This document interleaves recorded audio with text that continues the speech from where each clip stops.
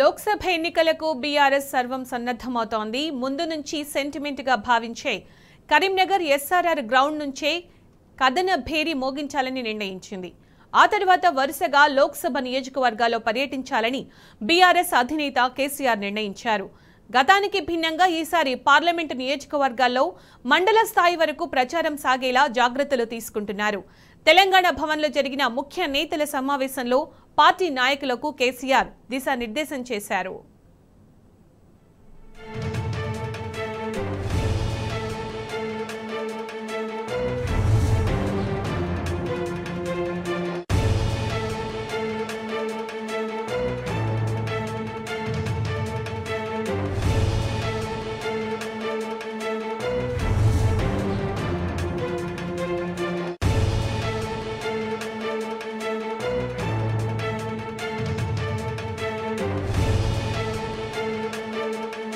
లోక్సభ ఎన్నికలకు బీఆర్ఎస్ సర్వసన్నద్ధమవుతోంది. ముందు నుంచి సెంటిమెంట్ గా భావించే కరీంనగర్ ఎస్ఆర్ఆర్ గ్రౌండ్ నుంచే కథన భేరీ మోగించాలని నిర్ణయించింది. ఆ తర్వాత వరుసగా లోక్సభ నియోజకవర్గాల్లో పర్యటించాలని బీఆర్ఎస్ అధినేత కేసీఆర్ నిర్ణయించారు. గతానికి భిన్నంగా ఈసారి పార్లమెంటు నియోజకవర్గాల్లో మండల స్థాయి వరకు ప్రచారం సాగేలా జాగ్రత్తలు తీసుకుంటున్నారు. తెలంగాణ భవన్లో జరిగిన ముఖ్య నేతల సమావేశంలో పార్టీ నాయకులకు కేసీఆర్ దిశానిర్దేశం చేశారు.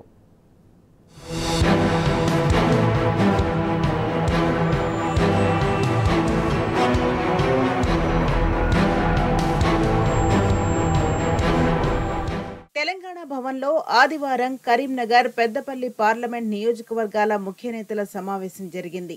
కరీంనగర్ పెద్దపల్లి లోక్సభ నియోజకవర్గాలకు చెందిన నేతలతో కేసీఆర్ విడివిడిగా సమావేశమయ్యారు. లోక్సభ ఎన్నికల సన్నద్ధత, అభ్యర్థుల ఎంపికపై ప్రధానంగా చర్చించారు. లోక్సభ ఎన్నికలకు ఈ నెల 13 తర్వాత ఏ క్షణమైనా షెడ్యూల్ విడుదల చేసే అవకాశం ఉందని కేసీఆర్ తెలిపారు. దీనిని దృష్టిలో పెట్టుకుని కరీంనగర్లో భారీ సభను ఏర్పాటు చేసుకుందామని ప్రతిపాదించారు. రాష్ట్ర వ్యాప్తంగా మంచి మెసేజ్ వెళ్లేలా లోక్సభ ఎన్నికల సన్నాహక సభగా దీనిని నిర్వహించాలని సూచించారు. దీనికి కరీంనగర్ లోక్సభ నియోజకవర్గం పరిధిలోని నేతలంతా అంగీకరించారు.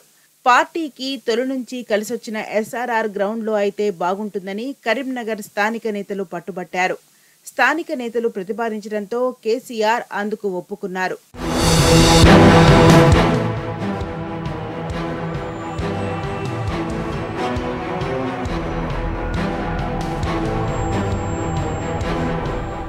ఇక ఈ నెల 12న సభను నిర్వహించాలని సమావేశంలో నిర్ణయించారు. ఒకవేళ ఆ రోజు వీలు కాకపోతే 11 లేదా 13వ తేదీల్లో నిర్వహించాలని నిర్ణయించారు.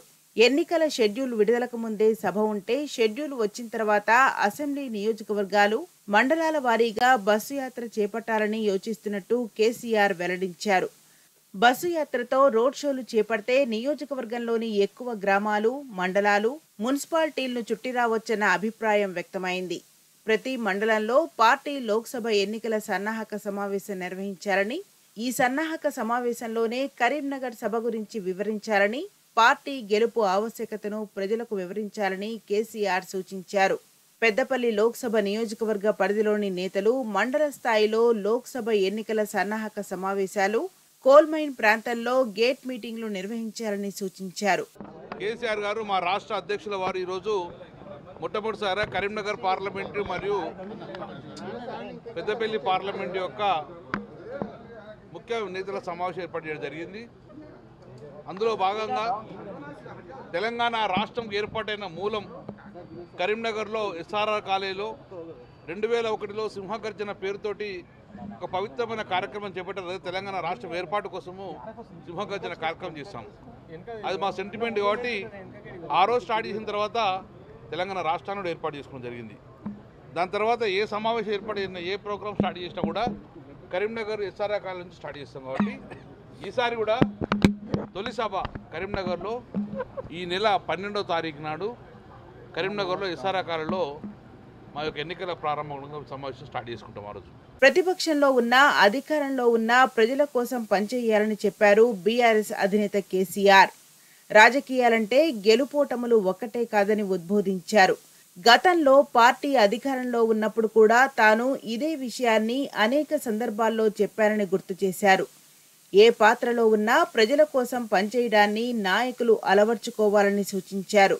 గెలుపుతో పొంగిపోవద్దు, ఓటమితో కుంగిపోవద్దని, ఇప్పుడు ఓడిపోవడం కూడా ఒక రకంగా బీఆర్ఎస్ కు మంచిదేనని అన్నారు. ప్రజలకు కూడా ఎవరేమిటో అర్థమవుతుందని స్పష్టం చేశారు. ఎక్కడైనా పొరపాటు జరిగిందనుకుంటే చక్కదిద్దుకుందామని తెలిపారు.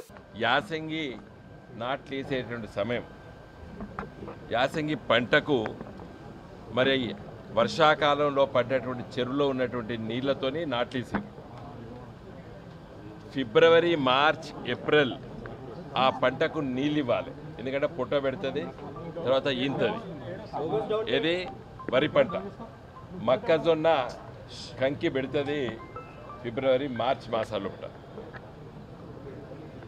అది ఏమీ దృష్టిలో పెట్టుకోకుండా కాలయాపన చేసి మేడిగడ్డ బ్యారేజ్కి మరమ్మతులు చేయకుండా ఉంచి దానిపైన విచారణ పేరిట మరి కాలయాపన చేశారు. కాంగ్రెస్ ప్రభుత్వ పనితీరుపై ప్రజల్లో చర్చ మొదలైందని కేసీఆర్ చెప్పారు. చాలా చోట్ల రైతులకు సాగునీటిని ఇవ్వలేకపోతున్నారని విమర్శించారు. రైతులు పంటలను పశువుల కోసం వదిలేస్తున్నారని, ఎండిపోయిన పొలాలు దర్శనమిస్తున్నాయని, కొన్ని చోట్ల రైతులు పంట కూడా వేసుకోలేకపోయారని ఆవేదన వ్యక్తం చేశారు. బీఆర్ఎస్ సర్కార్ ఉన్నప్పుడు ఖచ్చితంగా సాగునీళ్లు వచ్చేలా చూశామని గుర్తు చేశారు. కాలువల ద్వారా చెరువులను నింపి రైతులకు అందేలా చూశామని చెప్పారు. దీనివల్ల భూగర్భ జలాలు పుష్కలంగా పెరిగి బోర్లలో నీళ్లుండేవని వివరించారు. ఇప్పుడు కాలువల ద్వారా చెరువుల్లోకి నీళ్లు నింపడం లేదని, బోర్ల ద్వారా పంటలకు నీళ్లు తోడుకుందామంటే కరెంటు ఇవ్వడం లేదని ఆగ్రహం వ్యక్తం చేశారు. దీంతో కాంగ్రెస్ పై చాలా చోట్ల రైతుల్లో వ్యతిరేకత మొదలైందని చెప్పారు.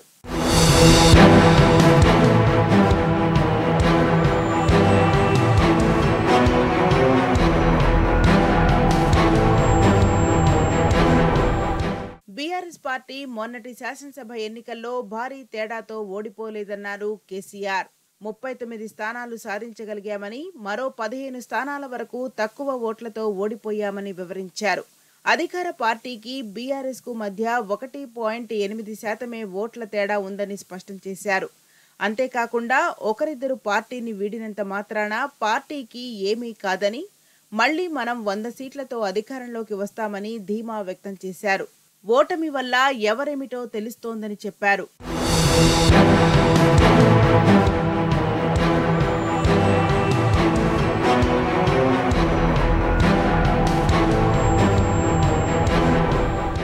మరోవైపు కరీంనగర్ లోక్సభ అభ్యర్థిగా బోయినపల్లి వినోద్ కుమార్, పెద్దపల్లి అభ్యర్థిగా కొప్పుల ఈశ్వర్ పేర్లను ఆయా నియోజకవర్గాల నేతలు ప్రతిపాదించారు. వారి పేర్లపై ఏకాభిప్రాయం వ్యక్తమైంది. ఈ నేపథ్యంలో ఇవాళ వీరి పేర్లను పార్టీ అధికారికంగా ప్రకటించనుంది. వీటితో పాటు ఖమ్మం, మహబూబాబాద్ లోక్సభ నియోజకవర్గాల సమావేశం నిర్వహించనున్నారు. ఈ 2 నియోజకవర్గాల అభ్యర్థులను కూడా ఈ రోజే ప్రకటించే అవకాశం ఉంది.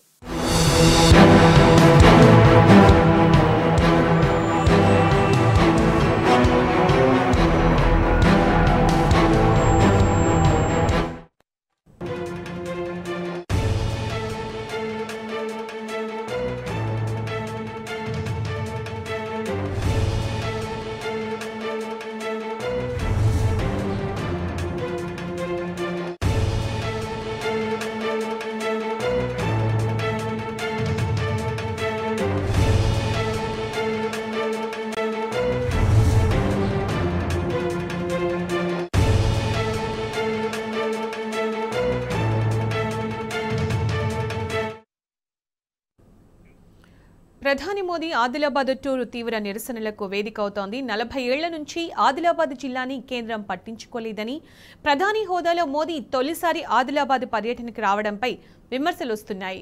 కేంద్రంలో 10 ఏళ్లు అధికారంలో ఉన్న ఆదిలాబాద్ని అభివృద్ధి చేయలేదని, ఎంపీ బీజేపీ పార్టీ నుంచి ఉన్న పైసా అభివృద్ధి జరగలేదని ఆరోపణలు వస్తున్నాయి. ఈ నేపథ్యంలో అఖిల పక్షాలన్నీ మూకుమ్మడిగా మోదీపై దాడికి సిద్ధమయ్యాయి.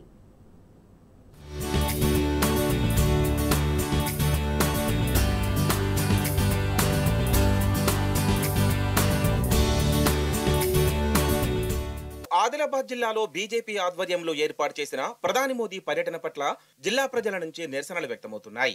కేవలం రాజకీయ లబ్ధి కోసమే సభ తప్ప జిల్లాకు ఎలాంటి లాభం లేదని అభిప్రాయాలు వ్యక్తమవుతున్నాయి. గత 10 ఏళ్ల బీజేపీ ప్రభుత్వ హయాంలో జిల్లాకు ఎలాంటి ఉపయోగం లేదని విమర్శలు వస్తున్నాయి. ఆదిలాబాద్ జిల్లాకు స్వయానా బీజేపీ పార్టీకి చెందిన ఎంపీ ఉన్నప్పటికీ ఎలాంటి ప్రయోజనం లేకుండా పోయిందని అఖిలపక్ష నేతలు విమర్శిస్తున్నారు. సిసిఐ పునరుద్ధరణ,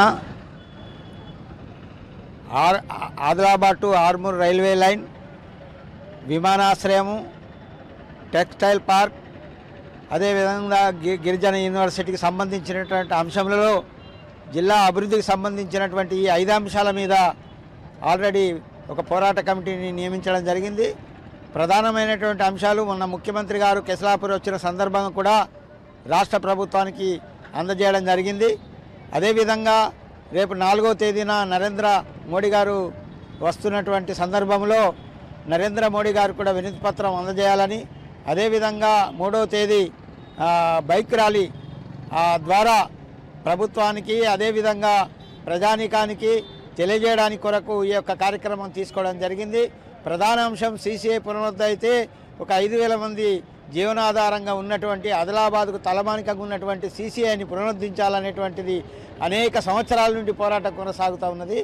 దాంట్లో భాగంగానే సిసిఐ కేంద్ర ప్రభుత్వ దాంట్లో ఉన్నది కాబట్టి నరేంద్ర మోడీ గారు ఖచ్చితంగా ఈ 5 అంశాల మీద ప్రత్యేకంగా శ్రద్ధ తీసుకొని ఈ యొక్క దాన్ని పర్మిషన్ ఇస్తే ఖచ్చితంగా అభివృద్ధి కావడానికి, జిల్లా అభివృద్ధి కావడానికి అవకాశమైనటువంటి ఉన్నది.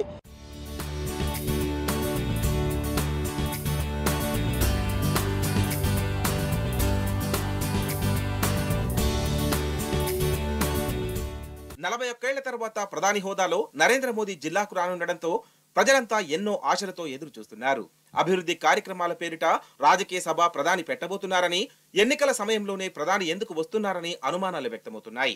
ఎక్కడ చూసినా ఈ జిల్లాపై కేంద్ర పాలకులు చేసిన నిర్లక్ష్యమే కనిపిస్తోంది.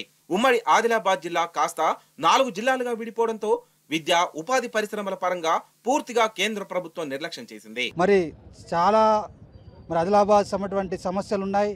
మరి 10 సంవత్సరాలు కేంద్ర ప్రభుత్వం ఉంది కాబట్టి మళ్ళా కూడా మరి ఓట్లాడడానికి రావడం జరుగుతుంది. కాబట్టి దయచేసి ఏదైతే మరి ఎన్నో సంవత్సరాలుగా మీ మంత్రి గారు ఇక్కడికి వచ్చి మరి సిసిఐని ఫ్యాక్టరీని పునఃప్రారంభిస్తానని చెప్పడం కాబట్టి దాన్ని అనౌన్స్మెంట్ చేయాలని, అదేవిధంగా ఆదిలాబాద్ టు ఆర్మూర్ లైన్ ఏదైతే ఉందో దాన్ని కూడా అనౌన్స్మెంట్ చేయాలని, ఆల్రెడీ ఎయిర్పోర్ట్ సమైనటువంటి సర్వే కూడా అయి ఉంది, దాని సమైనటువంటి ఎయిర్పోర్ట్ కూడా అనౌన్స్ చేయాలని, అదేవిధంగా నవోదయ సమైనటువంటి కానీ సిసిఐ ఆల్రెడీ ఫ్యాక్టరీ మరి ఇక్కడ సమైనటువంటి భూములు ఉన్నాయి కాబట్టి ఇవన్నిటిని కూడా డిమాండ్ అన్ని పార్టీలు మరి మా ఆదిలాబాద్ డెవలప్మెంట్ కావాలనే ఉద్దేశంతో మరి 40 సంవత్సరాల తర్వాత మోదీ గారు వస్తున్నారు కాబట్టి మీరు మరి వీటిని అనౌన్స్మెంట్ చేయాలని కోరుకుంటూ మా సమైనటువంటి అన్ని పార్టీలు మరి ఇక్కడ నిరసన కార్యక్రమం చేపట్టడం జరుగుతుంది. కాబట్టి మరి దీనికి సంబంధించిన అన్ని పార్టీలు మద్దతు తెలిపినందుకు వారికి ప్రత్యేకమైన ధన్యవాదాలు.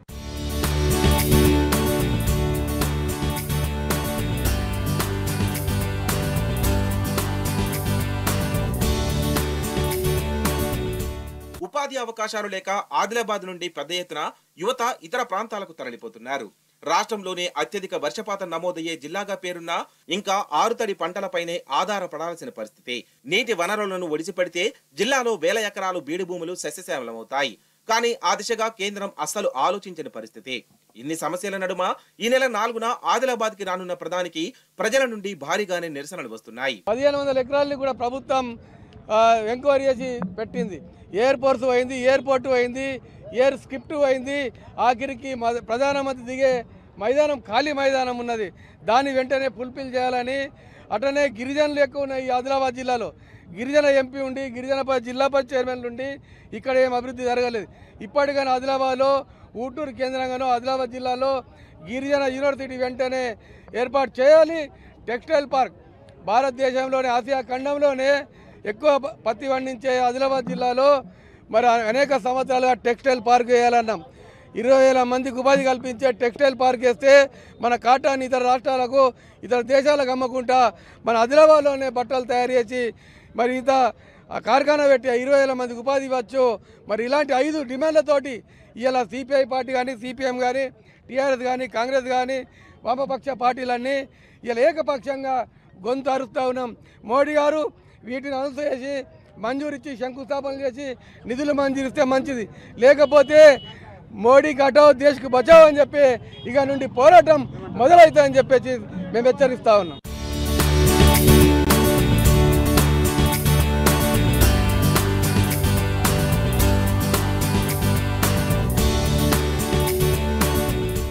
గత 30 ఏళ్ల క్రితం మూతపడిన సీసీఐ పరిశ్రమ కనుమరుగైపోతోంది.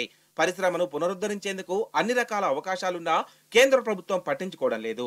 దీంతో కోట్ల విలువ చేసే పరిశ్రమ భవనాలు, పరిశ్రమ పరికరాలు తుప్పుపట్టిపోయి నేలమట్టమవుతున్నాయి.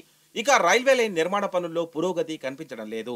మోదీ పర్యటనతోనైనా పనులు మరింత వేగవంతం అవుతాయని అందరూ భావిస్తున్నా అది సాధ్యమయ్యేలా కనిపించడం లేదు.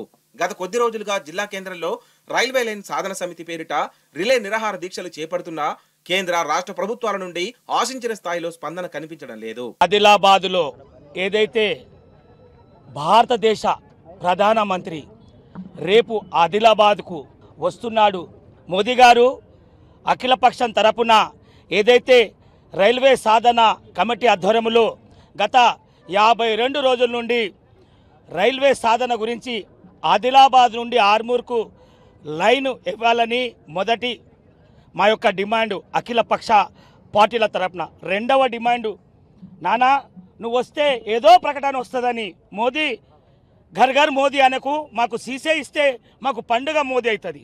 దాన్నే మా పండుగ చేసుకోవాలంటే నువ్వు వస్తున్న సందర్భం పెద్దగా ఉండాలా. నువ్వు ఆషామాషి కావు, భారతదేశ ప్రధానివి. మేము కోరుకుంటున్నాం, ఏదో రాజకీయంగా వస్తే ప్రజలు దీన్ని సహించరు, అఖిలపక్షం సహించదు. దయచేసి మా డిమాండ్ ఏంటంటే సీసీఐని తెరిపించాలి. మరియు మా ఆదిలాబాద్ బిడ్డలు, ఆదివాసి బిడ్డలు సువర దూరం పోయి చదువుకుంటున్నారు యూనివర్సిటీలో, కడుపుకు మండి ఆ ఆకలితో తట్టుకోలేక ఎందరో విద్యార్థులు చదువు మధ్యలో ఆపేస్తున్నారు.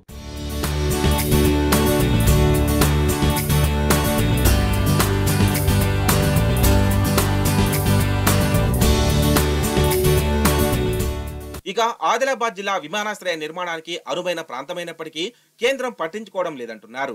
అలాగే జిల్లా కేంద్రంలో కేంద్రీయ విశ్వవిద్యాలయాన్ని నిర్మించుకునేందుకు 10 ఎకరాల స్థల సేకరణను చేపట్టినా మంజూరు కాకపోవడంతో ఎదురుచూపులు తప్పడం లేదు.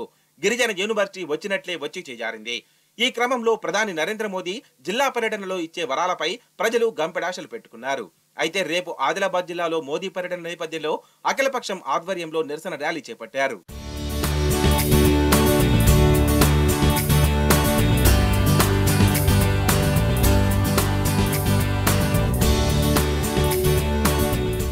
కేవలం పార్లమెంటు ఎన్నికల నేపథ్యంలో రాజకీయ లబ్ధి కోసమే ప్రధాని మోదీ జిల్లాలో పర్యటనకు వస్తున్నారని, అలాంటి పర్యటనను తాము వ్యతిరేకిస్తున్నట్లు అఖిలపక్ష నేతలు పేర్కొన్నారు. నిజంగా చిత్తశుద్ధి ఉంటే జిల్లా అభివృద్ధిపై మోదీ రేపటి ఆదిలాబాద్ బీజేపీ బహిరంగ సభలో స్పష్టమైన హామీలు ఇవ్వాలని అఖిలపక్ష నేతలు డిమాండ్ చేస్తున్నారు. రాష్ట్రంలో కాంగ్రెస్ పార్టీ నిజ స్వరూపం బయటపడుతోంది. దొంగ మాటలు, తొండి హామీలతో అధికారంలోకి వచ్చిన గ్రాండ్ ఓల్డ్ పార్టీ ఊసరవెల్లి రాజకీయాలు మొదలుపెట్టింది. 6 గ్యారెంటీల అమలులో కొర్రీలు పెడుతూ ప్రజలను మోసం చేస్తోంది. గత ప్రభుత్వం చేసిన అభివృద్ధిని చెరిపేస్తూ సంక్షేమ పథకాలకు చరమగీతం పాడుతోంది. తలతిక్క మాటలు, అర్థం పర్థం లేని నిర్ణయాలతో రాష్ట్రాన్ని నాశనం చేస్తోంది కాంగ్రెస్ ప్రభుత్వం.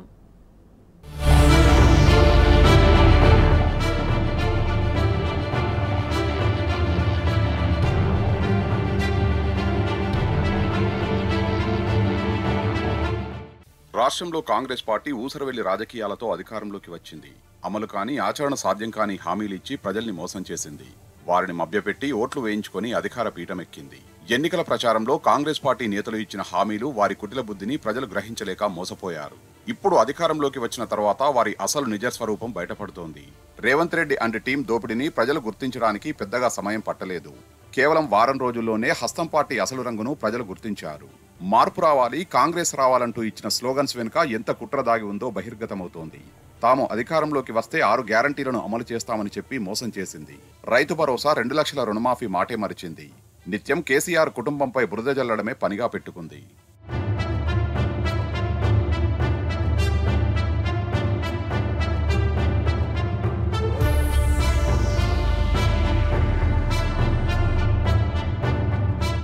ప్రజల్ని మోసం చేయడం కాంగ్రెస్ పార్టీ జీన్స్ లో ఉంది. నమ్మిన వారిని నడి సముద్రంలో ముంచడంలో దేశంలో కాంగ్రెస్ మించిన పార్టీ మరొకటి లేదు. తెలంగాణ విషయంలోనూ అదే ఫాలో అవుతోంది. నమ్మి ప్రజలు ఓటేస్తే ఇప్పుడు వారి గొంతు కోస్తోంది. అధికారంలోకి వచ్చి దాదాపు 100 రోజులు కావస్తున్నా ప్రజలకు ఒక్క మంచి పని కూడా చేయలేదు. వెరసి రాష్ట్రాన్ని సర్వనాశనం చేసేలా కాంగ్రెస్ ప్రభుత్వం నిర్ణయాలు తీసుకుంటోంది. 6 గ్యారంటీల్లో మొత్తం 13 పథకాలు ఉన్నాయి. అందులో మహిళలకు ఉచిత బస్సు ప్రయాణం, 10 లక్షల ఆరోగ్యశ్రీ గ్యారంటీలను మొదట అమలు చేసింది. అయితే ఇందులో ఉచిత బస్సు ప్రయాణంతో మహిళలు ఎంత ఇబ్బంది పడుతున్నారో అందరూ గమనిస్తున్నారు. సీట్ల కోసం కుస్తీలు పడడంతో పాటు సరైన బస్సులు లేక బస్టాపుల్లో మహిళలు పడిగాపులు కాస్తున్నారు. ఉచిత బస్సు ప్రయాణంపై ఆర్టీసీ కార్మికులు కూడా ఆగ్రహం వ్యక్తం చేస్తున్నారు. జనాన్ని పరేషాన్ చేయడానికి, తమ నెత్తిన భారం మోపడానికే ఇలాంటి పథకాలు తీసుకొచ్చిందంటూ ఆగ్రహం వ్యక్తం చేస్తున్నారు. ఇటు 10 లక్షల ఆరోగ్యశ్రీని గత బీఆర్ఎస్ ప్రభుత్వమే అమలు చేసింది. కొత్తగా కాంగ్రెస్ ప్రభుత్వం అమలు చేసిందేమీ లేదు ఇందులో. ఇటు గృహజ్యోతి పథకంలోని 2 గ్యారంటీలు అయిన 200 యూనిట్ల ఉచిత విద్యుత్, 500 రూపాయలకు గ్యాస్ సిలిండర్ అమలును మొదలుపెట్టింది. బస్సు కదిలిన బస్సుని మళ్ళా బస్సు కొడుతురు, బస్సు ఆపిన, మరి ఏం చేయాలి? పడి చచ్చిపోతే మేము ఏం చేయాలి? కేసులు పెట్టుకుంటే ఎవరు ఓనర్ పెట్టుకుంటాడు? చెప్పుతుంటే కూడా వింటలేరు మేడం. మేము ఏం చేయాలి చెప్పండి? కేసులు మా మీద అవుతున్నాయి. 10 ఏళ్ళు డ్రైవర్ జైలు అంటున్నారు, 7 లక్షలు జుర్మానా కట్టాలంట. మరి నా భార్య పిల్లలు కిరాయి ఇంట్లో ఉన్నారు, నేను జైలుకు పోతే వాళ్ళు ఎక్కడ పోవాలి? రోడ్డు బతికైతుంది. మేము ఒక చీతాన్నాం కదా. మరి బస్సులు మేడారం పంపుకున్నారు. ఇంత పబ్లిక్ ని తెలియదా? సీఎంకి తెలియదా? రాజకీయ నాయకులకు తెలియదా? పబ్లిక్ ని సిటీలో పబ్లిక్ విడిచిపెట్టి నువ్వు బస్సులు అక్కడ ఎందుకు పంపుతున్నావు? పబ్లిక్ ఏం కావాలి? ఇలా బస్సులు లేవు, వాళ్ళు ఏమంటారు? బస్సులు లేదు, మేము ఎట్లెక్కోవాలంటారు. మా మీద కొట్టదని తయారవుతారు. అప్పుడు మేము ఏం చేయాలి మేడం? కాంగ్రెస్ ఎన్నికల ప్రచారంలో కాంగ్రెస్ ఇచ్చిన గృహజ్యోతి స్కీమ్ భారీగా ప్రభావం చూపింది. చాలా మంది మహిళలు కాంగ్రెస్ ను నమ్మి ఓట్లు వేశారు. అయితే ఇప్పుడు ఆ పథకం అమలులో కొర్రీలు పెడుతూ వారిని మోసం చేస్తోంది. ఎన్నికల ప్రచారంలో ఇచ్చిన మాటను మరిచి నాలుక మడతేసింది. గృహజ్యోతి స్కీమ్ అమలు చేయడంలో ఎలాంటి కండిషన్లు ఉండవని అప్పటి టీపీసీసీ చీఫ్ రేవంత్ రెడ్డి అనేక బహిరంగ సభల్లో తెలిపారు. కాంగ్రెస్ పార్టీ జాతీయ అధ్యక్షుడు మల్లికార్జున ఖర్గే, ప్రియాంక గాంధీ, రాహుల్ గాంధీ చేత తెలంగాణ కాంగ్రెస్ నేతలు వాగ్దానాలు చేయించారు. 200 యూనిట్ల ఉచిత విద్యుత్, 500 రూపాయలకే గ్యాస్ బుడ్డి అమలు చేయడానికి ఎలాంటి నిబంధనలు తాము పెట్టబోమని ప్రచారం చేశారు. కానీ ఇప్పుడు ఆ పథకాల అమలు కోసం వైట్ రేషన్ కార్డు ఉండాలని నిబంధన తీసుకొచ్చింది. రేషన్ కార్డు లేని వారికి వర్తించదంటూ షాక్ ఇచ్చింది. దీంతో కాంగ్రెస్ పార్టీ తీరుపై మహిళలు ఆగ్రహం వ్యక్తం చేస్తున్నారు. పేదలకు ఇచ్చే పథకాల్లో ఈ కండిషన్స్ ఎందుకంటూ ప్రశ్నిస్తున్నారు. అన్ని గ్యారంటీలను పక్కాగా అమలు చేస్తామని చెప్పి ఇప్పుడు కండిషన్స్ పెట్టడంపై మహిళా లోకం భగ్గుమంటోంది. అన్నింటికి రేషన్ కార్డు ప్రామాణికమని చెబితే ఎన్నికల్లో కాంగ్రెస్ పార్టీని నమ్మేవారమే కాదని అంటున్నారు. ఇటు ప్రతిపక్షాలు సైతం కాంగ్రెస్ పార్టీ పథకాలపై విమర్శలు గుప్పిస్తున్నాయి. అమలు తక్కువ, కండిషన్స్ ఎక్కువ అనేలా కాంగ్రెస్ ప్రభుత్వం పథకాలు ఉన్నాయంటూ సెటైర్లు వేస్తున్నారు. महंगाई का सामना करने के लिए आपको 2500 रुपए प्रति माह आपके खाते में जाएंगे. आपको 500 रुपए में सिलेंडर मिलेगा और आपको तेलंगाना में कहीं भी जाना हो बस की यात्रा मुफ्त में मिलेगी. गृह ज्योति योजना के तहत आपको 200 यूनिट बिजली फ्री मिलेगी और 24 घंटे आपको बिजली मिलेगी. తెలంగాణ వ్యాప్తంగా దాదాపు 90 లక్షల తెల్ల రేషన్ కార్డులు ఉన్నాయి. అయితే వీరందరికీ సబ్సిడీ గ్యాస్ సిలిండర్, ఉచిత 200 యూనిట్ల విద్యుత్ ఇవ్వకుండా కేవలం 40 లక్షల మందికే 200 యూనిట్ల ఉచిత విద్యుత్ ఇస్తున్నట్లు ప్రభుత్వం ప్రకటించింది. సబ్సిడీ గ్యాస్ సిలిండర్ల విషయంలో కూడా సగానికి పైగా లబ్ధిదారులకు ఇవ్వకుండా రేవంత్ సర్కార్ కుట్ర చేస్తోంది. 3 ఏళ్లలో వాడిన సిలిండర్ల సంఖ్యను బట్టి వారి జాబితాను తయారు చేశామని, వారికే ఈ పథకాన్ని అమలు చేస్తామని చెప్పింది. తన నిజ స్వరూపాన్ని బయట పెట్టుకుని దగా చేయడంపై మహిళలు మండిపడుతున్నారు. ప్రజాపాలన, ఇందిరమ్మ రాజ్యమంటే కొందరికే పథకాలు రావడమేనా అని ప్రశ్నిస్తున్నారు. ప్రజలకు మెరుగైన పాలన అందించాలన్న అభిప్రాయం రేవంత్ రెడ్డి సర్కారుకు ఏ కోశాన లేదని ప్రతిపక్షాలు మండిపడుతున్నాయి. అంతేకాదు గత బీఆర్ఎస్ ప్రభుత్వం అమలు చేసిన పథకాలను ఎలా రద్దు చేయాలి, లబ్ధిదారుల్ని ఎలా తగ్గించాలన్న యావ తప్ప కాంగ్రెస్ నేతలకు ఇంకో ఆలోచన కనిపించడం లేదని ఫైర్ అవుతున్నారు. ఈ హామీలు ఏవైతే 420 హామీలు వాళ్ళు ఇచ్చిండ్రో ఇవి అమలు చేయకపోతే 100 రోజులు చూద్దాం, మార్చి 17 దాకా. 100 రోజుల తర్వాత వాళ్ళ బొందదవ్వే పని కూడా చేయాల్సింది మనమే, తప్పకుండా వాళ్ళను బొందబెట్టాల్సింది కూడా మనమే అన్న మాట నేను విజ్ఞప్తి చేస్తా ఉన్నా. ఎందుకంటే వదిలిపెట్టొద్దు. 1,67,00,000 మందికి నెలకు 2,500 ఇయ్యాల్సిందే. ఇంటింటికి 200 యూనిట్లు ఫ్రీ అన్నావు. రాష్ట్రంలో 1,34,50,000 విద్యుత్ మీటర్లున్నాయి ఇళ్లల్లో. వాళ్ళందరికీ 200 యూనిట్లు ఫ్రీ ఇయ్యాల్సిందే. 500 రూపాయలకి సిలిండర్ అన్నావు. మరి అలా రాష్ట్రంలో 1,24,00,000 గ్యాస్ కనెక్షన్లు ఉన్నాయి. వాళ్ళందరికీ ఇవ్వాల్సిందే. కొంతమందికి ఇచ్చి తప్పించుకుంటా అంటే కుదరదు. ఆ రోజేమో ఎలక్షన్లకు ముందు అందరికీ అన్ని ఇస్తా అన్నాడు. ఇవాళనేమో కొందరికే కొన్ని ఇస్తా అంటున్నాడు. ఆ రోజు అందరికీ అన్ని, ఇవాళ కొందరికే కొన్ని. ఇప్పుడు అన్ని కటింగ్లు పెట్టే ప్రయత్నం చేస్తున్నాడు. ఏమని? నీకు తెల్ల కారట్ ఉందా, నీ ఇంట్లో బండి ఉందా, నీకు ఇల్లుందా, ఉంటే ఇది కట్టు అది కట్టు అని కట్ చేసుకుంటూ పోతున్నారు. ఇట్లా కట్టు చేసుకుంటూ పోతే ఎక్కువ సమయం ఏం పట్టది. రేవంత్ రెడ్డి గారి తోక కూడా ప్రజలు కత్తిరించే టైం దగ్గరలోనే ఉన్నది అనే మాట కూడా నేను విజ్ఞప్తి చేస్తా ఉన్నా. ఇటు ఎల్ఆర్ఎస్ విషయంలో కాంగ్రెస్ ద్వంద్వనీతి బయటపడింది. ఇంటి స్థలం ఉన్న పేదలకు న్యాయం జరగాలని, వారుంటున్న దానికి చట్టబద్ధత కల్పించాలన్న గొప్ప ఉద్దేశంతో గత బీఆర్ఎస్ ప్రభుత్వం ఎల్ఆర్ఎస్ తీసుకువస్తే దాన్ని అప్పుడు ప్రతిపక్షంలో ఉన్న కాంగ్రెస్ రాజకీయం చేసింది. పేదలకు న్యాయం జరగకుండా అడ్డుకుంది. ఏకంగా కోర్టులో కేసులు వేసింది. ఇప్పటి మంత్రులు కోమటిరెడ్డి వెంకటరెడ్డి, ఉత్తమ్ కుమార్ రెడ్డి, సీతక్క అయితే ముందుండి తామే పేదల కోసం కొట్లాడుతున్నామంటూ కలరింగిచ్చారు. అయితే ఇప్పుడు అధికారంలోకి వచ్చిన తర్వాత కాంగ్రెస్ ప్రజలపై తన విలనిజాన్ని చూపిస్తోంది. ఖజానా నింపుకునేందుకు అడ్డగోలు మాటలు మాట్లాడుతోంది. రాహుల్ చేస్తున్న న్యాయయాత్రకు ఇక్కడి నుంచే నిధులు తరలించే కుట్రలు చేస్తోంది. అందులో భాగంగానే మెట్రో అలైన్మెంట్ మార్చుతాం, ఫార్మాసిటీని రద్దు చేస్తాం, హైదరాబాద్ వరంగల్ ఐటీ కారిడార్ మార్చుతాం, RRR రూట్ మార్చుతామంటూ పొంతనలేని మాటలు మాట్లాడింది. కంపెనీలు, రియల్ ఎస్టేట్ వ్యాపారుల్ని బెదిరించి నిధులు దండుకుంటోంది. ఇప్పుడు ఎల్ఆర్ఎస్ అమలు ద్వారా రాష్ట్ర ఖజానాకు దాదాపు 10,000 కోట్ల ఆదాయం వచ్చే అవకాశం ఉంది. ఇందుకు సంబంధించి పెండింగ్ లో ఉన్న దాదాపు 2 లక్షల దరఖాస్తులను మార్చి చివరి వారంలో పూర్తి చేయాలని సీఎం రేవంత్ రెడ్డి అధికారుల్ని ఆదేశించారు. అయితే గతంలో ఇదే స్కీమ్ను గత బీఆర్ఎస్ ప్రభుత్వం అమలు చేస్తామంటే కాంగ్రెస్ పార్టీ అనేక అడ్డంకులు సృష్టించింది.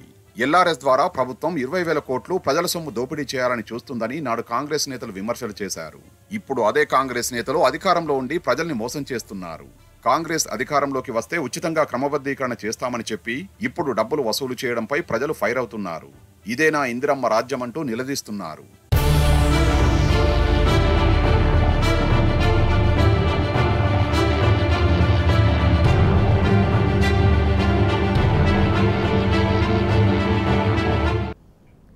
కాంగ్రెస్ పార్టీలో చేరుతున్నట్లు వస్తున్న వార్తలను జహీరాబాద్ ఎమ్మెల్యే మాణిక్రావు తీవ్రంగా ఖండించారు. గత కొన్ని రోజులుగా మీడియాలో వస్తున్న వార్తలలో ఎలాంటి వాస్తవం లేదన్నారు. తాను రాజకీయంలో అడుగుపెట్టినప్పటి నుంచి బీఆర్ఎస్ పార్టీలోనే ఉన్నానని, గతంలో 2014లో ఎమ్మెల్యే అభ్యర్థిగా ఓడినా 2019, 23లో తిరిగి తనపై నమ్మకం ఉంచి బీఆర్ఎస్ అభ్యర్థిగా టికెట్ ఇచ్చిన పార్టీని వదిలి వెళ్లే ప్రసక్తే లేదన్నారు. జహీరాబాద్ నియోజకవర్గం అభివృద్ధికి కేసీఆర్, హరీష్ రావు ఎంతో సహకరించారని చెప్పారు. మీడియా ఛానల్స్లలో మాణిక్రావు ఎమ్మెల్యే, జహీరాబాద్ ఎమ్మెల్యే కాంగ్రెస్ పార్టీలో చేరుతున్నారనేది నేను ఖండిస్తూ, ఇది అబద్ధమని నేను మీ అందరి ముందు మీ ద్వారా నేను ప్రజలకు, జహీరాబాద్ ప్రజలకు తెలియజేస్తున్నాను. నాకు ఈ పార్టీలో మొట్టమొదటిగా నాకు పార్టీ టికెట్ ఇవ్వడం జరిగింది. మరి గతంలో 2014 ఓడిన తర్వాత కూడా మళ్ళీ రెండోసారి, మళ్ళీ మూడోసారి ఇవ్వడం జరిగింది. కాబట్టి నేను ఈ పార్టీని నిలిపెట్టి నేను ఎక్కడా పోను, ఇదే పార్టీలో ఉంటాను. కాబట్టి నేను ఎవరైతే నన్ను అనుమానిస్తున్నారో మీరు అదంతా మానుకోవాలి.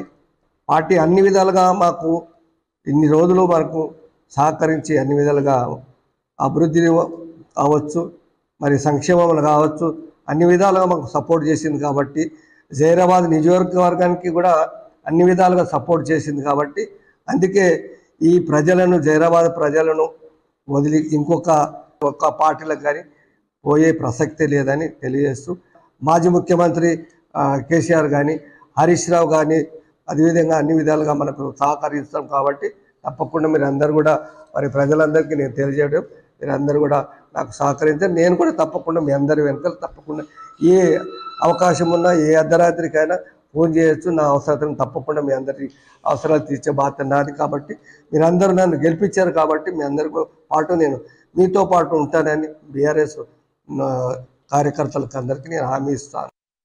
తెలంగాణ రాష్ట్రంలో మళ్లీ ట్యాంకర్ల కాలం దాపురించింది. తాగునీటికి బిందెలతో ఆడపడుచులు ట్యాంకర్ల దగ్గర తగులులాడే పరిస్థితులు మళ్లీ కనిపిస్తున్నాయి. కళ్ల ముందు ఎండిపోతున్న పంటలు చూడలేక రైతన్నలు ట్యాంకర్లతో నీటిని సరఫరా చేసే దుర్భర కాలం మళ్లీ వచ్చింది. ఇందిరమ్మ రాజ్యం అంటే ఇదేనా? ప్రజలు కోరుకున్న మార్పు ఇదేనా? కాంగ్రెస్ అధికారంలోకి వచ్చిన తరువాత తెలంగాణ తిరోగమన పదానికి నీటి కరువే నిదర్శనంగా నిలుస్తోంది.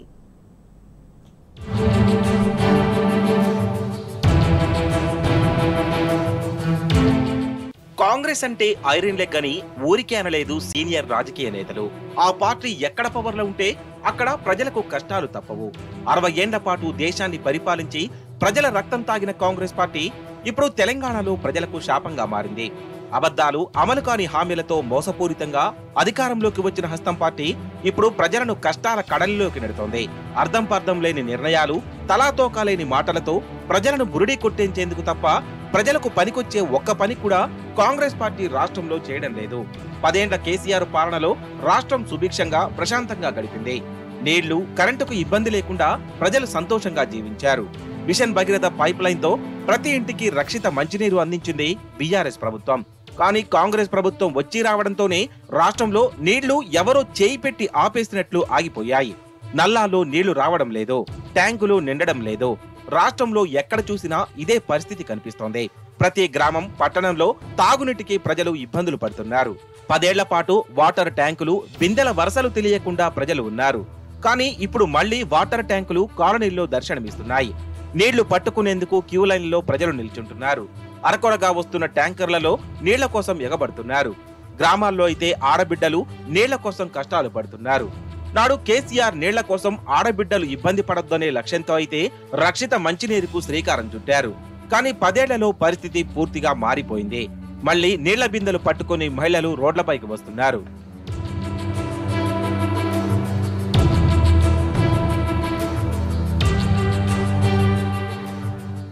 ఈ కాంగ్రెస్ ప్రభుత్వం ఇంటింటికి రక్షిత మంచినీరు కోసం ఏర్పాటు చేసిన మిషన్ భగీరథ పథకాన్ని నిర్వీర్యం చేసే కుట్రలకు తెరలేపింది. మిషన్ భగీరథ ట్యాంకుల్లోకి నీరు చేరకుండా ప్రభుత్వం కుయుక్తులు చేస్తోంది. దీంతో ప్రజలు నీళ్ల కోసం మిషన్ భగీరథ ట్యాంకులు ఎక్కుతున్నారు.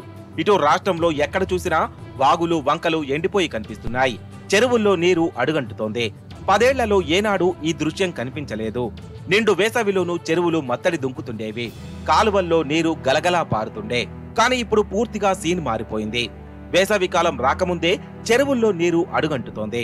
ప్రభుత్వం ఎత్తిపోతల విషయాన్ని పూర్తిగా విస్మరించింది. కాళేశ్వరం ప్రాజెక్టును పూర్తిగా నిర్వీర్యం చేస్తూ తెలంగాణను మళ్లీ నీళ్ల కోసం గోసపడేలా కాంగ్రెస్ ప్రభుత్వం అడుగులు వేస్తోంది. మేడిగడ్డ బ్యారేజీకు మరమ్మతులు చేసి మళ్లీ నీటిని ఎత్తిపోయాల్సింది పోయి ఆరోపణలు, విమర్శలతోనే కాలం వెళ్లదీస్తోంది. పైగా ఇసుక మాఫియా కోసమే చెరువులు, కాలువల్లోకి నీటిని విడుదల చేయడం లేదనే ఆరోపణలు బలంగా వినిపిస్తున్నాయి. ఇసుక దోపిడీ కుట్రతోనే నీటి విడుదలపై ప్రభుత్వం డ్రామాలు ఆడుతోందని ప్రజలు మండిపడుతున్నారు. ప్రజలు ఏమైనా పర్వాలేదు కానీ తమకు డబ్బులే ముఖ్యమనేలా ఈ కాంగ్రెస్ నేతల తీరుందంటూ ఆగ్రహం వ్యక్తం చేస్తున్నారు.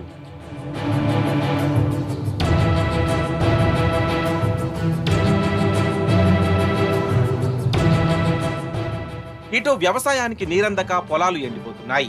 ముఖ్యంగా కృష్ణా ఆయకట్టు ప్రాంతంలో అయితే దుర్భర పరిస్థితులు కనిపిస్తున్నాయి. నీరొస్తుందనే నమ్మకంతో నారుమడులు పోసిన రైతులు ఇప్పుడు ఎండుతున్న వాటిని చూసి లబోదీబోమంటున్నారు. దీనికి తోడు కరెంటు కోతలు కూడా పంటలు ఎండిపోవడానికి ప్రధాన కారణం. కరెంటు ఎప్పుడొస్తుందో, ఎప్పుడు పోతుందో తెలియకుండా ఉంది పరిస్థితి. కాంగ్రెస్ అధికారంలోకి రాగానే కరెంటు కోతలు మొదలయ్యాయి. నాడు 24 గంటల ఉచిత కరెంటుతో సమృద్ధిగా పంటలు పండించిన రైతులు నేడు కరెంటు కోతలను చూసి కన్నీరు పెడుతున్నారు. నాణ్యమైన కరెంటు సరఫరా కోసం ప్రభుత్వం ఎలాంటి చర్యలు చేపట్టకపోవడంతో అవి మరింత పెరిగాయి. ఒకప్పుడు కరెంటు షాకులతో రైతులు చనిపోయిన ఘటనలు ఉమ్మడి రాష్ట్రంలో ఎన్నో చోటు చేసుకున్నాయి. స్వరాష్ట్రం ఏర్పడిన తర్వాత అలాంటి ఘటనే చోటు చేసుకోలేదు. కానీ ఇప్పుడు ఈ కాంగ్రెస్ ప్రభుత్వ హయాంలో మళ్లీ రైతుల మరణాలు మొదలయ్యాయి. తాజాగా మహబూబ్నగర్ జిల్లాలో చోటు చేసుకుంది. చిన్న చింతకుంట మండలం పరిధిపురం గ్రామంలో విద్యుత్ షాకుతో 2 రైతులు మరణించారు.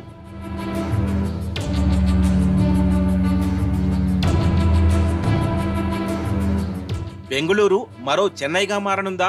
సిలికాన్ సిటీకి తాగునీటి కష్టాలు తప్పవా అంటే అవుననే సమాధానాలు వినిపిస్తున్నాయి. ఓవైపు చెన్నైని నీటి కష్టాలు వెంటాడుతుంటే మరోవైపు బెంగుళూరు కూడా గుక్కెడు నీటి కోసం అల్లాడుతోంది. భూగర్భ జలాలు దాదాపు తగ్గిపోయాయి. ప్రస్తుతం 600 అడుగుల లోతుకు తవ్వినప్పటికీ చుక్క నీరు పడని పరిస్థితి నెలకొంది. ఇక కావేరీ నీరందక వాటర్ ట్యాంకర్ల మీదే ఎక్కువగా ఆధారపడుతున్నారు జనం. సమ్మర్ రాకముందే ఇలా ఉంటే మార్చి, ఏప్రిల్లో పరిస్థితి ఏంటని ప్రశ్నిస్తున్నారు బెంగుళూరు వాసులు. నగరంలోని 25% మేర నీటి అవసరాలను తీరుస్తున్న నీటి ట్యాంకర్ల యజమానులు కూడా ధరలను అమాంతం పెంచేశారని గగ్గోలు పెడుతున్నారు. వాటర్ మాఫియా చెలరేగిపోతున్నప్పటికీ ప్రభుత్వం చూసి చూడనట్లు వ్యవహరిస్తుందని ఆరోపిస్తున్నారు. ప్రజలకు సురక్షితమైన తాగునీటిని సరఫరా చేయాల్సింది పోయి డబ్బులు పిండుకోవడమేంటని నిలదీస్తున్నారు.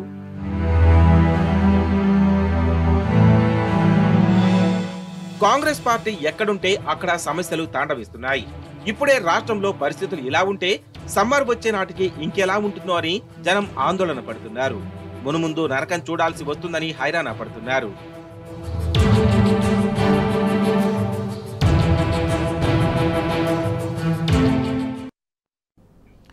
మేడిగడ్డ బరాజ్లోని 20వ పిల్లర్ కుంగుబాటుకు గల కారణాలు వెల్లడయ్యాయి. నీటి ప్రవాహ ఉధృతి వల్ల ఇసుక కొట్టుకుపోయిందని, దాంతో 2 చోట్ల గ్యాప్ రావడంతో ఫలితంగా పిల్లర్ కుంగుబాటుకు గురైనట్లు తెలుస్తోంది.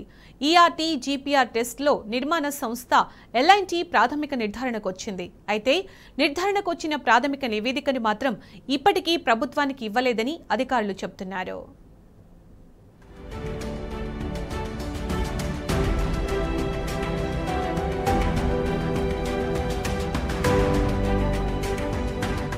కాళేశ్వరం ప్రాజెక్టులో భాగమైన మేడిగడ్డ బరాజ్ 7వ బ్లాక్లోని 20వ పిల్లర్ కుంగుబాటునకు ప్రధానంగా అంతర్గత నీటి ప్రవాహమే కారణమని తెలిసింది.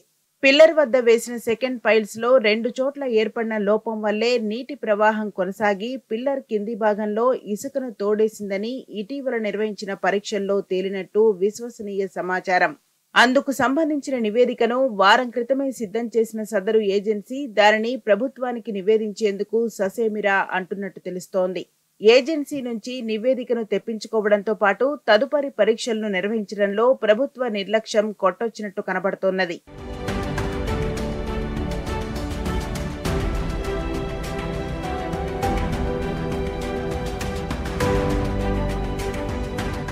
ఇరవయో పిల్లర్ కుంగుబాటుకు కారణాలపై ఇన్వెస్టిగేషన్ ప్రక్రియను నిర్మాణ ఏజెన్సీ ఎల్ఎన్టీనే చేపట్టింది.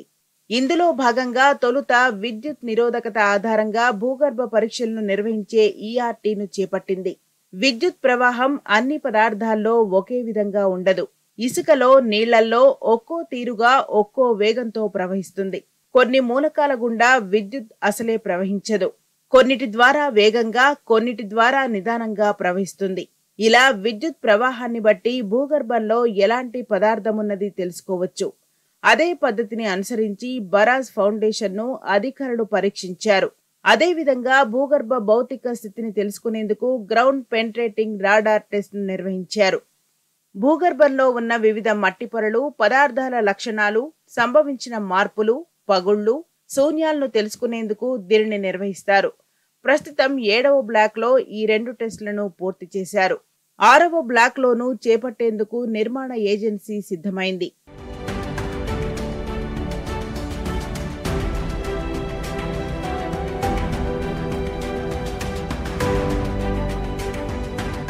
ఏడవ బ్లాక్ కు సంబంధించి ఈఆర్టీ, బీపీఆర్ టెస్టులను నిర్వహించడమే కాక అందుకు సంబంధించిన నివేదికను సైతం బరాజ్ నిర్మాణ ఏజెన్సీ ఎల్ఎన్టీ సిద్ధం చేసిందని విశ్వసనీయ సమాచారం. బరాజ్లోని పిల్లర్ కుంగుబాటునకు ప్రధానంగా పిల్లర్ దిగువన ఇసుక పూర్తిగా కదిలిపోవడమే కారణమని నిర్ధారించినట్టు తెలిసింది. సాధారణంగా అంతర్గత జల ప్రవాహం వల్ల బరాజ్ ఫౌండేషన్ కింద ఉన్న మట్టి కొట్టుకుపోకుండా ఉండేందుకు సెకండ్ పైల్స్ ను రక్షణగా ఏర్పాటు చేస్తారు. అంతర్గత జల ప్రవాహాన్ని దారి మళ్లిస్తారు.